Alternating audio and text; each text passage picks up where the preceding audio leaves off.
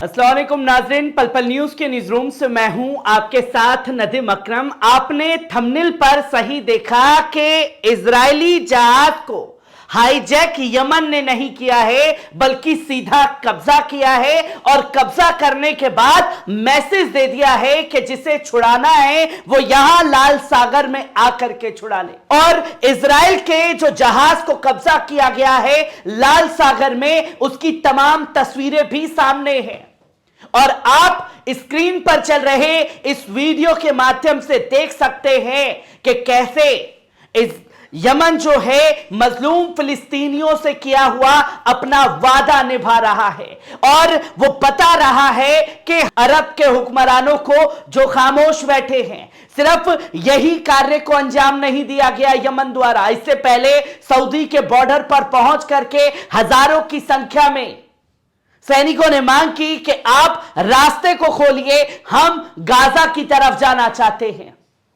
पर सऊदी हुक्मरानों ने रास्ता जो है वो नहीं खोला और तब जब ये खबर रखी तो तमाम बुद्धिजीवी कूदने लगे और बताने लगे कि नदीम भाई, आप तो शिया हैं, आप तो सिर्फ और सिर्फ कुफ्र फैला रहे हैं, आप तो यमन के गुणगान कर रहे हैं। उन तमाम लोगों से सिर्फ एक ही बात कहना चाहता हूं, मैं मुसलमान हूं और मेरा कलमे के आधार पर दुनिया के हर मुसलमान से रिश्ता है। जहां जिसके खिलाफ जुल्म हो रहा है और जो इस जुल्म के खिलाफ आवाज उठा रहा है उससे भी रिश्ता है, और जो इस जुल्म के खिलाफ हाथ पर हाथ धर के बैठे हैं, सिर्फ गाजा की तबाही बर्बादी देखना चाहते हैं, उनसे भी रिश्ता है। और जब आप जुल्म हो रहे हो उसके खिलाफ नहीं बोल सकते तो आपके ऊपर भी सवाल खड़े करना लाजमी है और मेरा सबसे पहला अधिकार भी है। जहां वीडियो भी सामने आया है कि कैसे यमन ने इजरायली जहाज को घेर करके कब्जा किया है, पहले इस वीडियो पर भी नजर डालिए।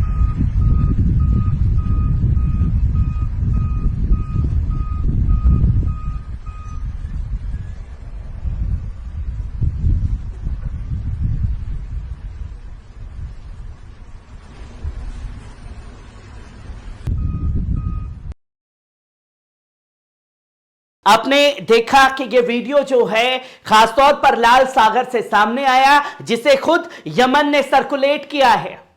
और कैसे उसे कब्जा किया, जो कि आप देख सकते हैं कि अल अरबिया और क्लैश रिपोर्ट ने भी इसका खुलासा किया। खाड़ी देशों की मीडिया में इसका जमकर जिक्र है, जो कि साफ तौर पर अल अरबिया ने बताया कि will Israel insist this ship seized by the Houthis is not Israeli ownership details in public shipping database associated the ship is owner with Ray car carriers which was founded by Abraham Rami Ungar, knows as one of the richest man in Israel, जो Israel का सबसे अमीर आदमी है, उसके ही जहाज को कब्जा कर लिया। और जो कि तस्वीर आप खास तौर पर देख रहे हैं, यही वीडियो में साफ तौर पर दिखाया जा रहा है और क्लैश रिपोर्ट ने भी साफ तौर पर बताया कि breaking reports claim Yemen Houthis took over Galaxy Leader a vehicle transport carrier vessel which is partly owned by an Israel company of the coast of Yemen, जिसकी जानकारी दुनिया भर में दी गई है। और यमन ने साफ तौर पर यह बता दिया है कि उसके ये जो हमले हैं वो रुकने वाले नहीं हैं, क्योंकि पहले यमन अनाउंसमेंट करता नहीं है, पहले सीधा हमले करता है और फिर बताता है कि यह हमला हमने किया है, फिर दोबारा हमले करता है और उसके बाद अनाउंसमेंट करता है कि हम इस जंग में हैं, हम इस जंग में रुकने वाले नहीं हैं। जहां इसी के साथ साथ अलमायदीन ने भी बताया कि ship seized by Yemen exposes vulnerability in Israeli economy, जिसका असर खास तौर पर पड़ेगा, क्योंकि यमन ने सबसे अमीर आदमी के जहाज को ही जो इजराइल का है उसी पर अपना कब्जा जमा लिया है,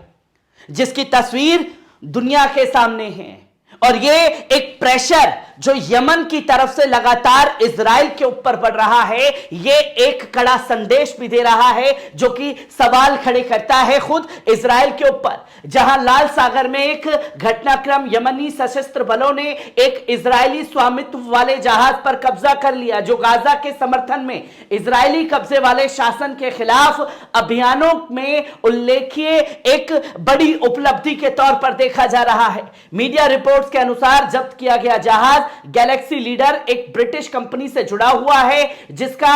आंशिक स्वामित्व इजरायली अब्राहम उनगर के पास है, जिन्हें आमतौर पर रामी के नाम से जाना जाता है। इजरायली व्यापार मंडल में एक प्रमुख व्यक्ति उंगर रे शिपिंग लिमिटेड के मालिक है और 2019 तक उनकी कुल संपत्ति $2.1 बिलियन आंकी गई थी, जिससे वे इकाई के सबसे धनी व्यक्तियों में से एक बन गए। उनकी व्यापक संपत्ति और व्यापारिक सौदों में उन्हें इजरायली जो केंद्र में रखा गया है। अब सोचिए कि जब यमन द्वारा इजराइल के सबसे अमीर व्यक्ति के ऊपर ही सीधा प्रहार कर दिया गया, उसी के जहाज पर कब्जा कर लिया गया, तो बेंजामिन नेतन्याहू क्या, इजराइल डिफेंस फोर्स क्या, जब अमीर व्यक्ति का प्रेशर अपनी ही सरकार पर पड़ेगा तो उसके नतीजे क्या सामने आएंगे। और साफ तौर पर ऐलान कर दिया गया जिसको भी चाहिए आकर के यहां ले जाए, हम इसे छोड़ने वाले नहीं हैं।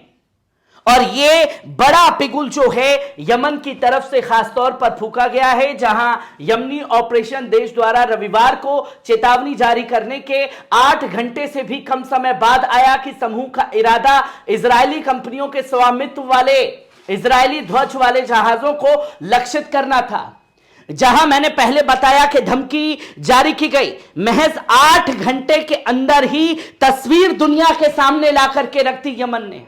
और सीधे तौर पर कब्जा कर लिया गया। जहां यमनी सशस्त्र बल के अधिकारी प्रवक्ता ब्रिगेडियर जनरल याहिया सारी ने रविवार को कहा कि हम उन देशों से आग्रह करते हैं जिनके नागरिक लाल सागर में काम करते हैं, वे इजरायली जहाजों या इजरायली स्वामित्व वाले जहाजों के साथ किसी भी गतिविधि से दूर रहें।